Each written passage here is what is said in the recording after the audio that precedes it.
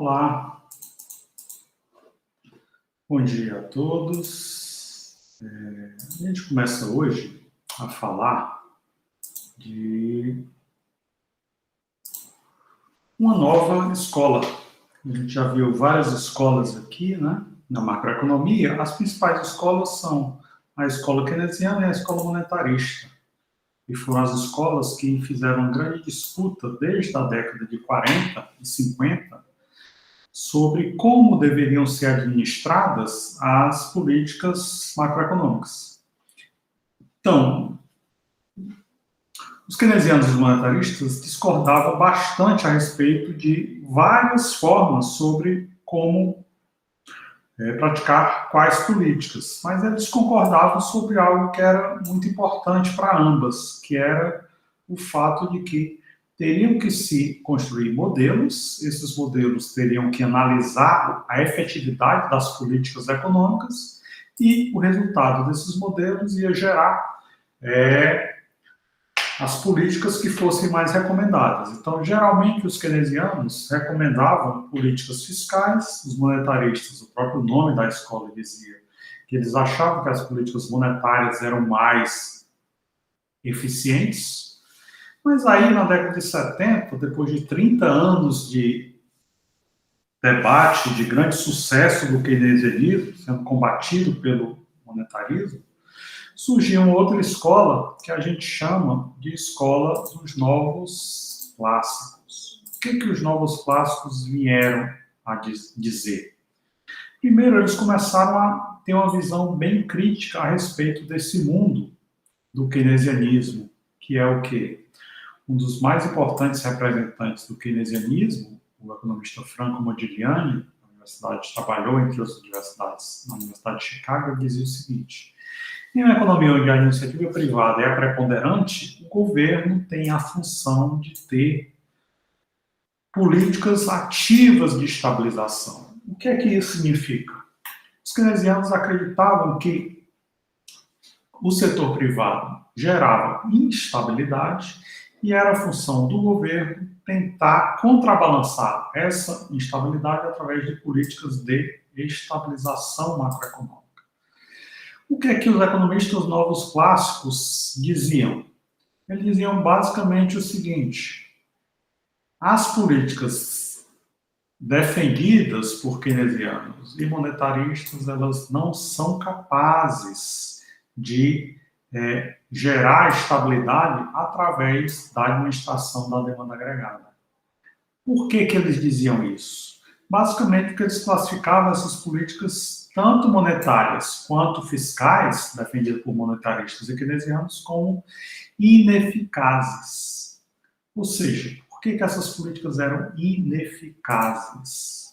A ideia básica é que eles pensavam o seguinte: são políticas que procuram alterar a demanda agregada. Só que monetaristas e keynesianos concordavam numa coisa: políticas de administração da demanda agregada não são capazes de afetar produto e emprego no longo prazo. Porém, são capazes de afetar produto e emprego no curto prazo. Isso é o que pensavam keynesianos e monetaristas. Então, eles diziam, como políticas de administração da demanda agregada são capazes de afetar produto e emprego no curto prazo, embora não no longo prazo, isso significa que vale a pena. Vale a pena tentar aumentar ao máximo o emprego, tentar aumentar ao máximo o produto no curto prazo, embora no longo prazo eles tenderão a sua taxa natural. Ou seja, keynesianos e monetaristas defendiam que políticas de administração da demanda agregada eram capazes de afetar as variáveis reais no curto prazo, mas não no longo prazo. Só que aí os novos clássicos chegaram e disseram o seguinte: nem mesmo no curto prazo essas políticas funcionam. Obviamente, isso é um impacto muito grande, né? Como os economistas novos clássicos vão defender a sua ideia de que nem mesmo no curto prazo essas políticas monetária e fiscal vão funcionar? eles usam uma nova metodologia. Essa metodologia é chamada de metodologia das expectativas racionais. Por que as expectativas racionais não são capazes de modificar, nem mesmo no curto prazo, a demanda agregada?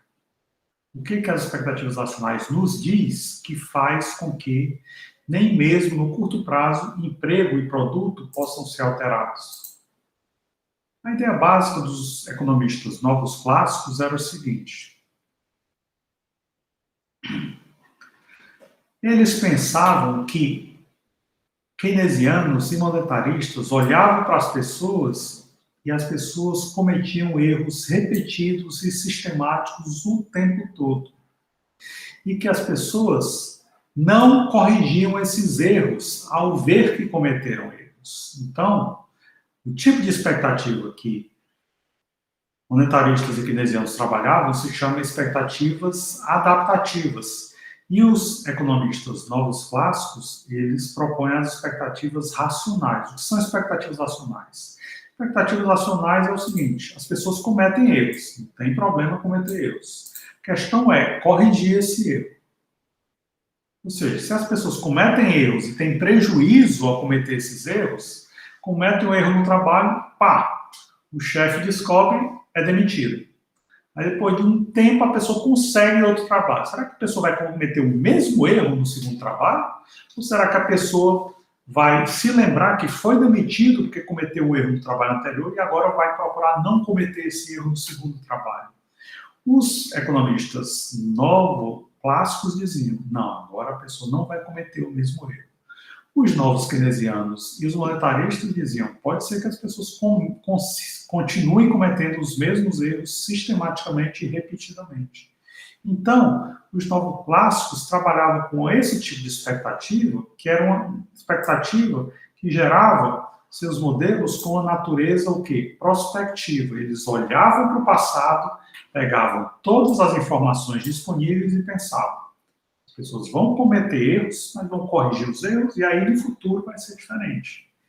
Enquanto que os modelos keynesianos e monetaristas têm uma natureza retrospectiva. O que é?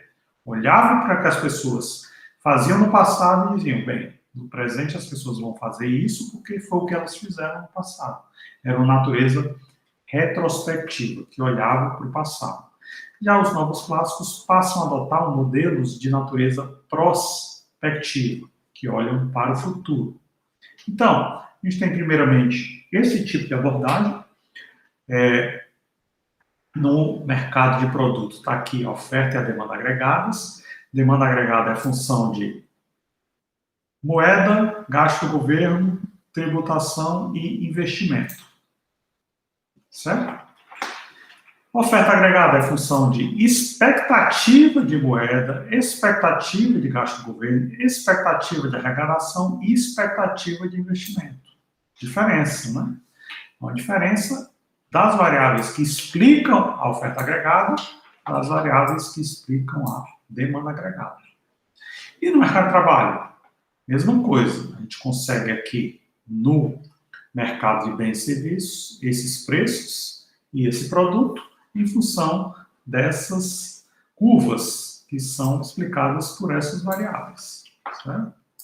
No mercado de trabalho, também essas mesmas variáveis que explicam a oferta agregada, explicam a oferta de mão de obra por parte dos trabalhadores, ou seja, expectativa monetária, expectativa de gasto do governo, expectativa de arrecadação e expectativa de investimento. Certo? Tudo aqui é expectativa. Já embaixo, não. As empresas ofertam vagas de trabalho não baseado em expectativas, mas baseado numa variável que de fato ocorre, que é o nível de preço. Elas olham para esse nível de preço aqui e ofertam vagas baseadas em nível de preço. Mesma coisa ocorre com a demanda, né? Demanda só é baseada em variáveis reais, quer dizer, variáveis que de fato ocorrem. M não é variável real, é variável monetária, mas gasto do governo, tributos e investimentos são variáveis reais, mas são variáveis que de fato ocorrem, não são expectativas. já oferta agregada e oferta de mão de obra baseada em expectativas. Então, vamos ver o que acontece com o modelo dos novos clássicos quando há uma mudança, que é aumento da oferta de moeda. O aumento de oferta de moeda faz isso aqui, ó. Eu estou aumentando a oferta de moeda daqui para cá. Né? Inicialmente eu tinha essa demanda agregada e essa oferta agregada. Aumentando a oferta de moeda, eu afeto a demanda agregada. Antes eu tinha esse nível de preço, esse nível de produto, afetando a demanda agregada. A minha nova demanda agregada, se ela corta a minha antiga oferta agregada, significa que eu tenho esse nível de preço e esse nível de produto. Aumenta o produto, aumenta o nível de preço. Certo? Nível de preço mais alto, nível de produto também mais alto. Ok? Muito bem. Entretanto, o que é que os novos clássicos pensam? Esse aumento aqui da demanda agregada vai fazer com que a oferta agregada fique igual. O que é que explica a oferta agregada? Expectativas. Quando a oferta era M0, as pessoas tinham uma expectativa sobre a oferta de moeda. Agora a oferta é M1. Será que as pessoas vão manter a expectativa ou será que elas vão mudar as expectativas? Se elas mudarem a expectativa para M1, o que é que vai acontecer? Eu vou ter esse fenômeno aqui, né? Eu vou ter a oferta agregada se modificando daqui para cá. Então, a oferta agregada também vai se deslocar. E aí, se a oferta agregada se desloca daqui para cá, o que é que eu tenho? Esse deslocamento da oferta agregada vai me dar uma nova interação com a minha nova demanda agregada. Ou seja, eu não posso esperar que o nível de preço seja esse aqui, P1. Minha. Qual vai ser o nível de preço? Vai ser esse aqui, P1. Por quê? Porque é exatamente onde a nova oferta agregada encontra a minha nova demanda agregada. É em P1. E aí, em P1, o que acontece? Em P1 eu tenho algo assim, ó.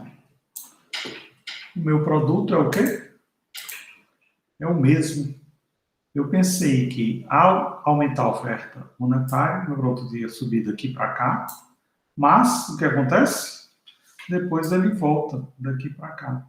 Ou seja, a discordância básica de keynesianos e monetaristas para novos clássicos era que os keynesianos monetaristas diziam o seguinte: tudo bem, no curto prazo eu vou daqui para cá, mas quando chegar ao longo prazo eu vou daqui para cá. Já os novos clássicos, eles dizem o quê? Não, eu nunca vou daqui para cá pelo seguinte, porque é imediato. Eu salto imediatamente, eu tenho um salto imediato daqui para cá, ó. Porque essa mudança das expectativas faz com que esse deslocamento da oferta agregada seja um deslocamento imediato, não demora. Quando você vai deslocar a demanda agregada daqui para cá, o que acontece? O deslocamento da oferta agregada é imediato. Não demora absolutamente nada para a oferta agregada ir daqui para cá. Então, na verdade, esse ponto aqui, Y', nem existe. Não ocorre nem mesmo no curto prazo. Eu não saio de Y0 em momento algum. Por quê? Porque esse deslocamento não passa daqui para cá para depois vir para cá. Não. Esse deslocamento é imediato daqui para cá. Sempre ficando em cima de Y0.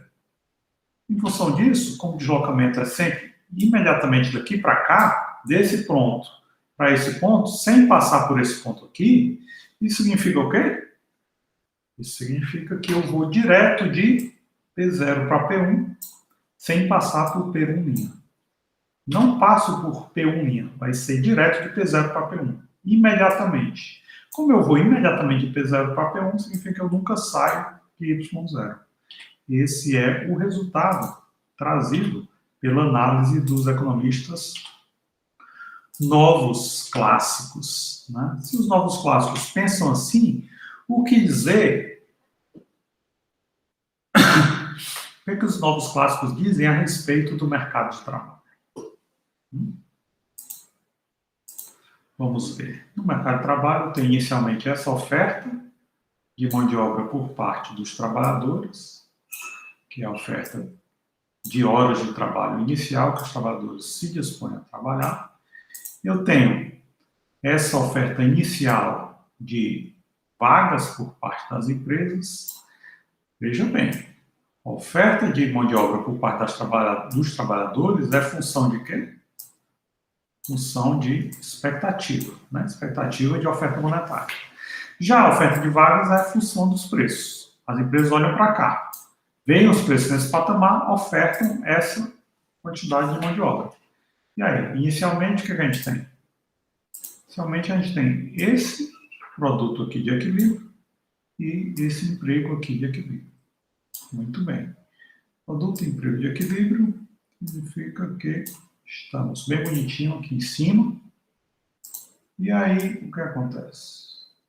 E aí o governo pratica essa política monetária aqui, aumentando M de M0 para M1. M0 para M1, qual é o resultado? Eu vou para isso aqui. Só que, o que acontece se as empresas imaginarem que realmente o nível de preços vai para P1? Se as empresas realmente imaginarem que o nível de preços vai para P1,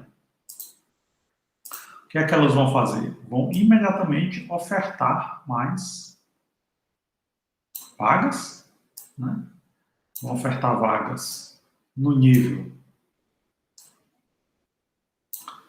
a gerar essa quantidade de oferta de vagas. Se não mudar a oferta de mão de obra, a gente vai para onde? A gente vai para um salário que vai ser mais alto, já que os trabalhadores ofertam a mesma mão de obra, mas agora as empresas estão ofertando mais vagas, então o salário vai subir, certo? O salário sobe para Y1' e o emprego sobe para N1'. A questão é, o que foi que aconteceu aqui? Houve essa transição imediata, né? Essa transição imediata da oferta agregada, dessa oferta agregada aqui para essa outra oferta agregada, se deu por quê? Porque as expectativas mudaram imediatamente. Quando essa oferta monetária subiu daqui para cá, as expectativas mudaram imediatamente, não houve nem tempo de esse produto Y1' se estabelecer. Eu fiquei sempre em cima de Y0. Portanto, não houve como P1' se estabelecer. Se não há como P1' se estabelecer, as empresas não vão ofertar essa quantidade de vagas. O que é que acontece imediatamente? Imediatamente ocorre essa transição aqui, né? Imediatamente ocorre essa transição aqui, porque as empresas vão ofertar muito mais vagas porque elas olham só para o nível de preço. E o que é que está acontecendo com o nível de preço? Foi direto daqui para cá. Não passou por P1'. Foi direto de P0 para P1. Se o nível de preço foi direto de P0 para P1, o que é que vai acontecer? Eu tenho que a oferta de vagas vai direto de essa ND P0 para ND P1. Então, eu tenho direto essa oferta nova de vagas. Com essa nova oferta de vagas, o que é que vai acontecer? Eu vou ter esse nível aqui de emprego? Não, né? Da mesma forma que nível de preço foi direto para P1, o que é que isso afeta as expectativas das pessoas? As pessoas têm suas expectativas afetadas de forma que eu vou direto para ME1. Então, se eu vou direto para ME1, isso também é automático. Antes que a minha curva de vagas ofertadas chegue a NDP1, antes disso, os trabalhadores já mudaram a sua oferta de horas de trabalho. O que os trabalhadores fizeram? Já retraíram sua disponibilidade de trabalhar para esse ponto aqui. Com isso, eles vão trabalhar apenas agora por um salário que vai ser esse salário aqui, né? O salário agora tem que ser W1. Eles só vão trabalhar essa quantidade de horas se tiver um salário W1 e, portanto, a quantidade de emprego vai ser o quê? Vai ser N0. Ou seja, em nenhum momento o emprego foi de N0 para N1. Por quê? Porque a rapidez com que eu mudei de expectativas de M0 para M é 1, M é 0 para M é 1, assim que eu fiquei sabendo que o governo aumentou a oferta monetária de M0 para M1, o que acontece? As expectativas mudam de M0 para M1. Então, os trabalhadores, de uma hora para outra, mudam sua oferta de trabalho. Né? Os trabalhadores mudam sua oferta de trabalho. Então, esse deslocamento dessa oferta de trabalho azul escuro para vermelho é imediato. Antes mesmo que eu saia dessa oferta de vagas de azul para ter essa transição rosa para finalmente chegar à vermelha, imediatamente eu já fui da oferta de trabalho dos trabalhadores de azul para vermelho. Então, esse ponto é alcançado, onde W é igual a 1, é um ponto alcançado imediatamente. E aí, portanto, eu nunca saio de N0. Então, a ideia básica é o quê? Keynesianos e monetaristas diziam, momentaneamente, eu saio do produto Y0 para o produto Y', eu saio do emprego N0 para N'. No curto prazo isso acontece e no longo prazo volta-se para o patamar inicial. Isso era o que keynesianos e monetaristas defendiam. Já os novos clássicos dizem, não, em nenhum momento eu tenho esse movimento de produto ou de emprego. Eu fico sempre em Y0, eu fico sempre em N0. O produto ele não sai de Y0, nem o emprego sai de N0, pelo fato de que essa transição aqui é instantânea, imediata, muito mais rápida do que essa transição aqui. Portanto, eu nunca saio de Y0, nunca saio de N0. Essa transição aqui também é instantânea e imediata, muito mais rápido do que esse processo de transição aqui da oferta de vagas. Certo? Então, basicamente, essa é a conclusão que os economistas novoclássicos chegam, né? Os modelos que os novos clássicos utilizam são modelos de expectativas racionais. Ou seja, qualquer tentativa de alterar a demanda agregada não vai ser capaz de alterar nem o produto, nem mesmo o emprego.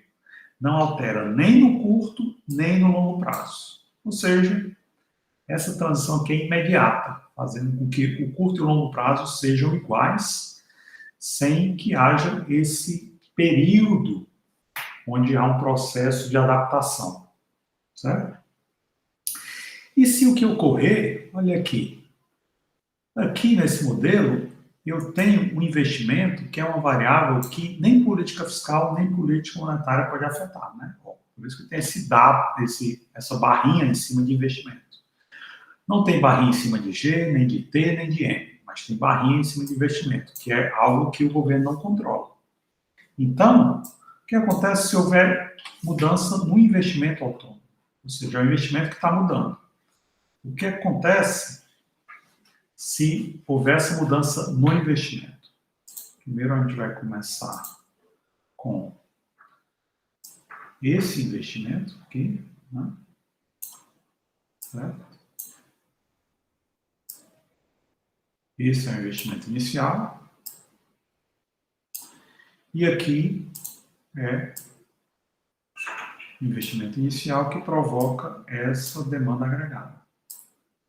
Então, essa é a forma como o investimento influencia a oferta agregada, essa é a forma como o investimento influencia a demanda agregada. Então, essas duas curvas se cruzando significa que eu tenho esse nível de preços aqui, provocado pelo investimento inicial, e esse nível de produto. E o que é que ele está dizendo? O que é que está acontecendo? O que está acontecendo é que está havendo uma mudança no investimento. Que tipo de mudança o investimento está sofrendo? declínio, né? Alguma coisa ocorreu, caiu de uma hora para outra o investimento. O que gerou essa queda de investimento? Pode pensar pandemia, por exemplo. O que a pandemia está fazendo com o investimento? A que eu vou investir se eu não posso abrir minha empresa, contratar trabalhadores, comprar mais matéria-prima, contratar mais mão de obra e produzir mais? O vírus está circulando, então eu tenho que fechar a empresa. Há uma queda no investimento de uma hora para outra. O que é que essa queda no investimento faz? Essa queda no investimento faz isso aqui. O investimento gera queda imediata da demanda agregada. Demanda agregada cai. Caindo, o que é que eu posso esperar?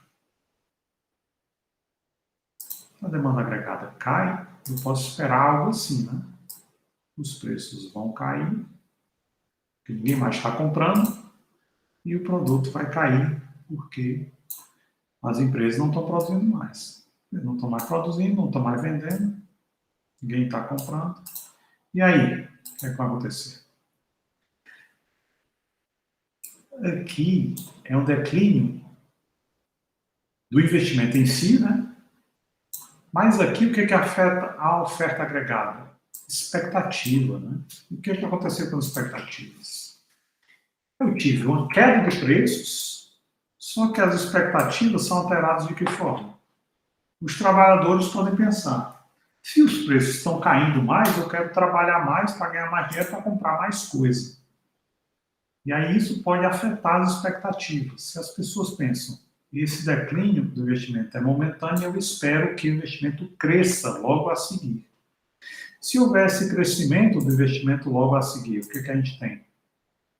A gente tem que a oferta agregada, via expectativas desse aumento que é só expectativa de que o crescimento vai aumentar. Né? A expectativa faz o quê? A expectativa faz com que as pessoas esperam que os preços vão cair, os preços caem mais ainda para esse patamar. Só que os preços caem para esse patamar fazendo o quê? Fazendo com que o produto volte a esse patamar aqui.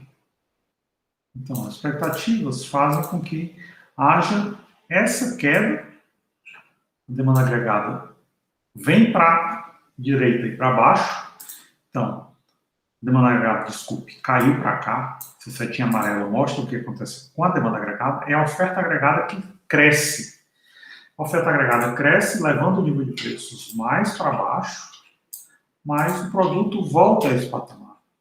E o que é que os economistas novos, clássicos, pensam? Essa transição é imediata.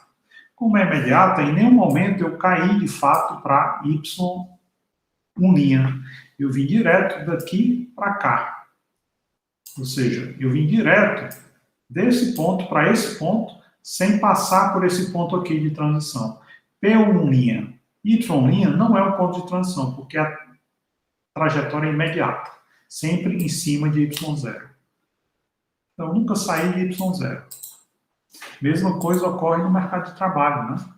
No mercado de trabalho, a gente imagina que o ponto inicial do mercado de trabalho é aqui azul, né?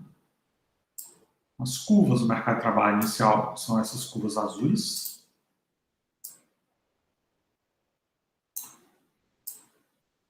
Certo? Então, essas curvas azuis estão o quê? Estão aqui, né? As curvas azuis mostram que, inicialmente, o nível de salário é esse aqui. Inicialmente, o nível de emprego é esse aqui. E aí, esse nível de salário e esse nível de emprego, há um declínio do investimento, a gente imagina que o nível de emprego deva cair para onde? Opa! O nível de emprego a gente imagina caindo para cá. As vagas vão cair porque está havendo uma queda do investimento. Só que elas não têm nem tempo de cair para cá, né? Elas caem para onde? Se a gente imagina que elas vão cair para cá, a gente fica pensando que vai ocorrer o quê? Essa queda do salário daqui para cá, né? E essa queda do emprego daqui para cá. Só que, por que houve essa queda aqui?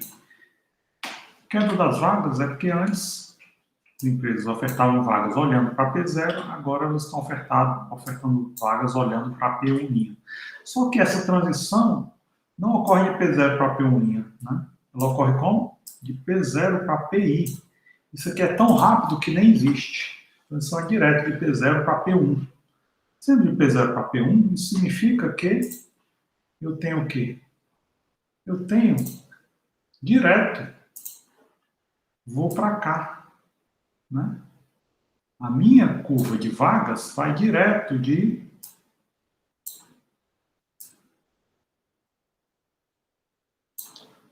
essa aqui, curva pontilhada, ela nem de fato ocorre. Já vou direto de NDP0 para NDP1, já que P1', esse nível de preço nem ocorre. Então, de NDP0 para NDP1 significa o quê? Significa que os trabalhadores vão olhar para essa curva e vão pensar, bem, se os preços estão caindo tanto, então vale a pena trabalhar mais. Se vale a pena trabalhar mais, porque os preços estão caindo de P0 para P1, então eu aceito até um salário mais baixo para trabalhar mais. Porque o preço está caindo bastante. Então, o nível de salário cai para W1, mas o nível de emprego fica inalterado. Né? O nível de emprego fica onde? O nível de emprego fica em N0. Não há alteração de nível de emprego. Então, é a mesma história. Né? Mesma história que a gente cantou lá em cima e que a gente contou aqui embaixo, a gente conta aqui. Né? N0 nunca deixa de sair para cair para N1', sempre fica N0. Então, essa transição aqui é uma transição que é imediata. Né? Essa transição desse ponto para esse ponto aqui é uma transição imediata. Eu nunca passo por esse ponto aqui. Vou direto à transição ao longo de N0. Nunca deixo de ter N0, da mesma forma como eu nunca deixaria de ter Y0. A ideia básica, então, dos economistas novos, clássicos, era o quê? A ideia básica dos economistas novos clássicos era uma ideia de que as transições são imediatas. Como as transições são imediatas, eu nunca tenho uma diferença entre o curto e o longo prazo. Sempre vai acontecer a mesma coisa no curto e no longo prazo, tornando o quê?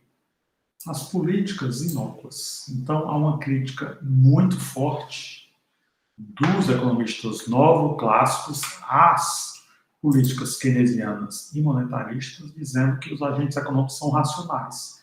Se eles são racionais, eles antecipam as consequências dessas políticas, se adequam a esses efeitos e, portanto, tornam as políticas completamente inócuas. Muito bem. O que os economistas novos clássicos fizeram a jogar essa bomba em cima da ideia dos economistas keynesianos e monetaristas? Eles, obviamente, sofreram críticas muito severas. A primeira crítica, que vinha dos economistas keynesianos, dizia o seguinte: poxa, quer dizer que a informação flui de forma imediata, ninguém demora a ter informação, ninguém demora a reagir a essa informação, tudo ocorre de forma imediata. E aí o Franco Modigliani usou o exemplo da década de 30, o que foi que aconteceu na década de 30, que não é 50, é 30, certo? O que foi que aconteceu na década de 30 nos Estados Unidos? É a chamada Grande Recessão, melhor, Grande Depressão. O que foi a Grande Depressão na década de 30? A Grande Depressão estava acontecendo mais ou menos algo assim. Aqui é a linha do tempo, certo?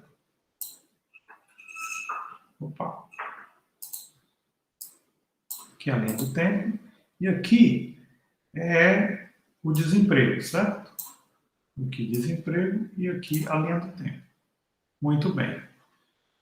E aí, desemprego 27, 28, 29 estava aqui, e aí chegou a década de 30, desemprego fez assim, para demorar muito, só na década de 40 é que o desemprego voltou a cair para ser como era anteriormente. Né? Então, a ideia básica é o quê?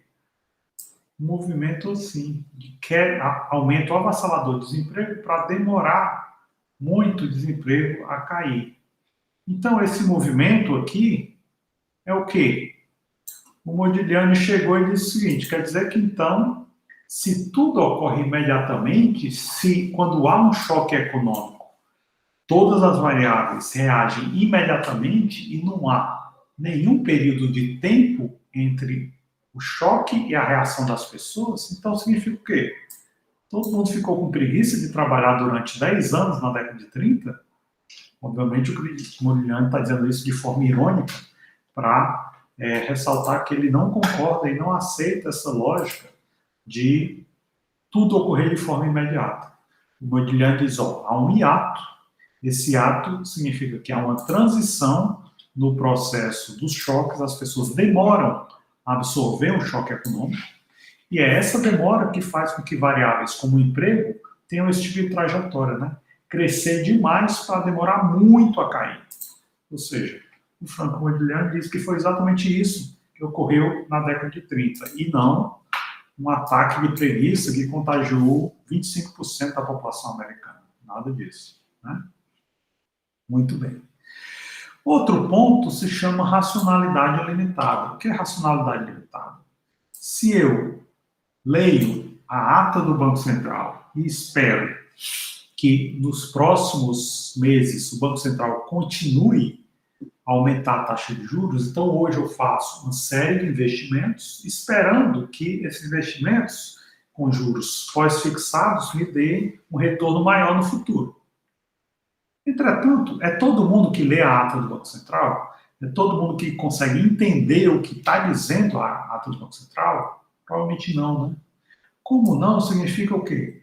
As pessoas são racionais, mas essa racionalidade está limitada pelo conhecimento que as pessoas têm da realidade. As pessoas não têm o mesmo nível de conhecimento e não são pessoas que têm um conhecimento tão sofisticado de tantos assuntos diferentes, né? Ou seja, se alguém é um médico e consegue fazer uma cirurgia no cérebro para tirar um tumor do cérebro de uma pessoa que tem um conhecimento extremamente sofisticado. Já se eu vou ao médico, o médico tira um raio-x da minha cabeça, ou tira uma tomografia da minha cabeça e vê aquilo, se ele diz, isso é um tumor, o que é que eu vou saber?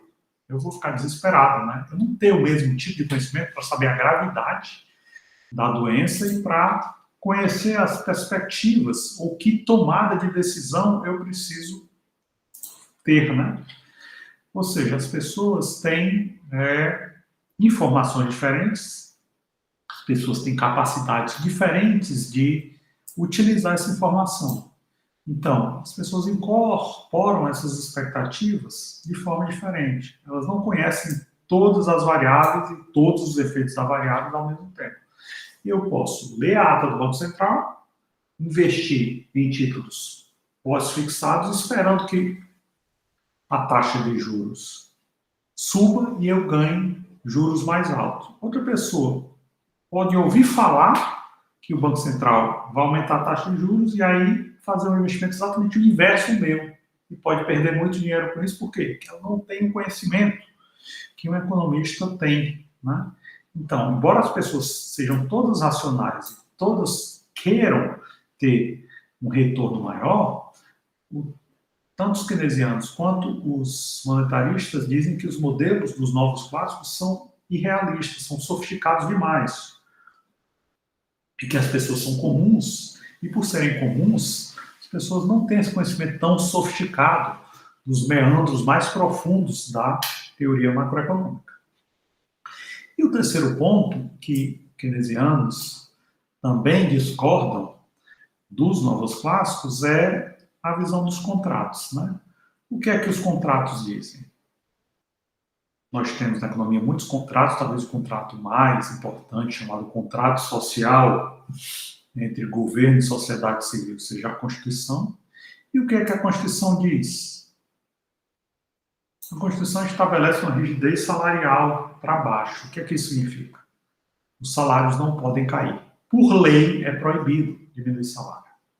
Se por lei é proibido diminuir salário, o que acontece, por exemplo, quando eu tenho uma recessão? Eu tenho uma recessão, a receita das empresas está caindo, né? O que é receita? Receita é... Nossa, como é difícil desenhar um R, né? Receita é igual a...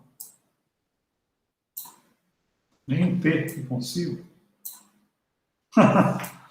Vamos ver se agora dá certo. Mais ou menos. Vamos fazer de conta que isso é um R. Né? Talvez dê para fazer alguma coisa mais... Pronto, R. Vamos fazer de conta que isso é um R. R é igual a preço vezes o quê? A quantidade que a empresa vende, né?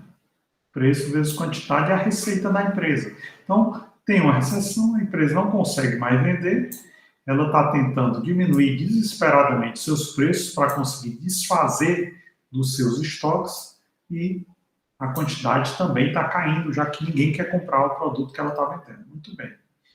E o que é custo? Se eu tenho receitas caindo de um lado, o que é que acontece para a empresa conseguir sobreviver? Para a empresa conseguir sobreviver, faço de conta que isso é um R, né? A receita tem que ser igual ou maior do que os custos. O que acontece se a receita for menor do que os custos?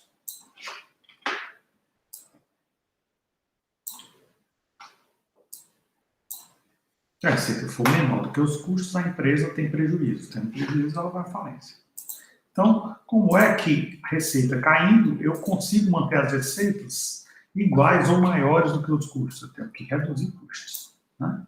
Só que, para reduzir custos, o que acontece? Quais são os meus custos? Capital e trabalho. Capital é fixo. Eu já pago essa quantidade fixa de juros, então o capital é fixo. Trabalho.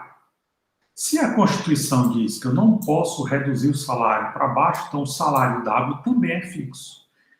Os meus custos têm que cair para eu conseguir sobreviver. Se juros é fixo, capital é fixo e salário é fixo, qual é a única coisa que não é fixa aqui?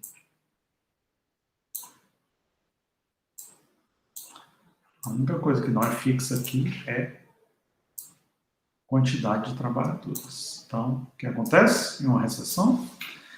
Os keynesianos dizem, olha, não dá para a gente imaginar que qualquer problema que tiver a economia, um choque, a quantidade de emprego vai permanecer o mesmo. Por quê? Porque os contratos de trabalho são rígidos. Sendo rígidos, quanto mais rigidez houver no mercado de trabalho, mais difícil vai ser esse emprego não cair em meio a um choque.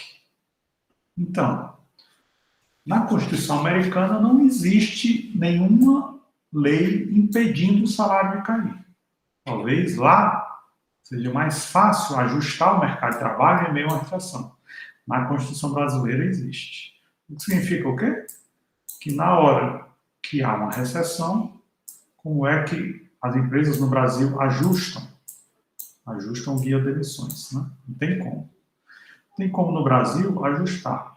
Como no Brasil a lei impede salários de cair, os salários só sobem ou permanecem igual, o que é que tem que cair?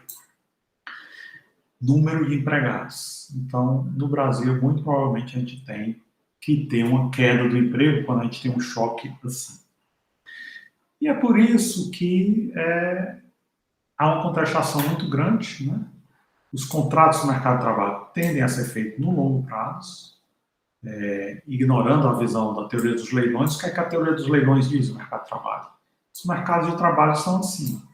Aqui eu tenho oferta de mão de obra, aqui eu tenho demanda por mão de obra, né? Oferta de mão de obra, demanda por mão de obra, e aí como é que o salário vai se comportar?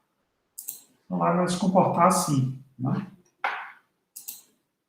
Oferta e demanda, o salário vai se comportar assim.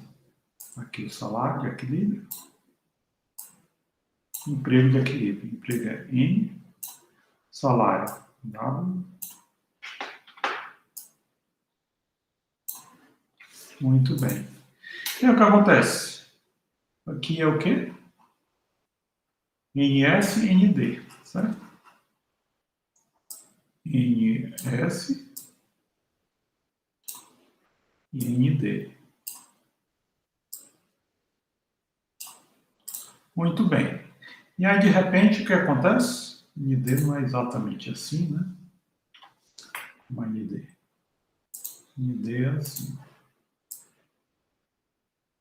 Certo? Muito bem. Se ND é assim, então eu tenho que o mercado de trabalho está equilibrado aqui, né? Aqui é o salário, aqui é o produto, certo? Muito bem. E o que é que os keynesianos dizem? Os keynesianos dizem o seguinte: longo prazo. O que é que seria qualquer estrutura de mercado de trabalho baseada em leilões? Baseada em leilões significa o seguinte: digamos que há alguma coisa ocorrendo que faça com que ND venha para cá. Opa, vou apagar que está esquisito demais esse ND. Tá bem aqui. ND venha para cá. Eu tenho um novo ND. ND linha. Certo? O que é que os mercados de leilões dizem? As teorias do leilão dizem o seguinte: se eu tenho esses trabalhadores trabalhando, quando eles olham nova quantidade de oferta de vagas, o que é que eles vão fazer? De uma hora para outra, eles vão fazer o seguinte: opa, isso significa um salário mais alto, portanto, eu vou ofertar mais horas de trabalho. Né? Vou ofertar N linha, horas de trabalho, porque agora o salário é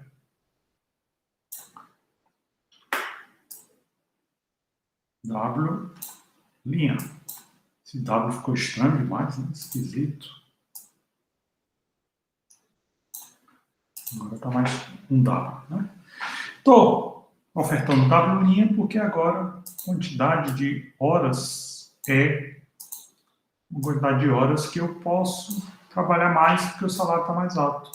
Só que os keynesianos diziam, isso é a teoria dos leilões, né? A teoria dos leilões diz que os trabalhadores podem trabalhar mais porque olham para o salário mais alto. Só que qual é o grande problema? Imaginar que isso talvez não ocorra na realidade. Os mercados de trabalho são feitos de longo prazo e tem rigidez. O que é rigidez salarial? Talvez haja sindicatos que digam só pode ter essa vaga de trabalho quem tiver um diploma nessa área. Só pode trabalhar como médico quem tiver 6 anos de estudo de medicina num curso de graduação em medicina. Então, há uma explosão de vagas para médicos, mas os médicos não conseguem aumentar essa quantidade de horas para cá. O que é que vai acontecer? Vai acontecer é que, mesmo com salário bem mais alto, tendo mais vagas, a quantidade de médicos trabalhando permanece essa aqui, ó. Isso significa o quê? Pode ser que haja até uma mudança aqui, onde NS se retrai, NS linha. Por quê? Porque esse mercado de trabalho ele não pode ser preenchido por novos médicos. Há poucos novos médicos. Então, o salário sobe ainda mais para W, 2 linhas, aqui nesse patamar. Né? Por quê? porque esse mercado de trabalho é rígido. É basicamente isso que os keynesianos defendem. A rigidez salarial, os mercados de trabalho são rígidos e essa rigidez salarial impede que esse ajuste no mercado de trabalho ocorra. Então, pode ser que a gente tenha essa adaptação, pode ser que a gente não tenha essa adaptação, ou pode ser que a gente tenha até o quê? Uma queda, né? O que está acontecendo aqui? Aqui eu tenho uma queda, ó. O salário subiu para cá, para esse patamar. O salário subiu para W, duas linhas. Mas eu tive foi uma queda da quantidade de mão de obra para N duas linhas. Né? Essa queda aqui. Opa! Isso aqui. Eu tive uma queda para N duas linhas, por quê? Porque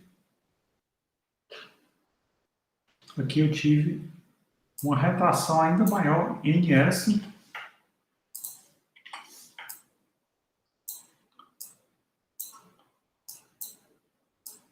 duas linhas. Então, NS, duas linhas. O salário subiu ainda mais para W, duas linhas. Só que houve foi retração ao invés de aumento da mão de obra. Então, a ideia básica é o quê? Os keynesianos criticam muito esses modelos dos novos clássicos. Obviamente, os novos clássicos consideram que essa transição é imediata, tanto no emprego quanto no produto não vão se alterar, portanto, e os keynesianos discordam, né? Acho que pode sim haver essa alteração no curto prazo de emprego e de salário. Muito bem. Essa é a grande discordância. A gente fica aqui na aula de hoje e na próxima aula a gente vai ver as duas últimas escolas, que é a escola dos novos keynesianos, que pegam uma série de propostas dos novos clássicos e tentam adaptar suas propostas keynesianas a modelos de expectativas racionais. E também vamos ver a segunda geração de modelos novos clássicos, que estão chamados de ciclos reais de negócios. Ok? É isso. Hoje a gente fica por aqui. Até a próxima aula. Tudo de bom. Até lá. E tchau.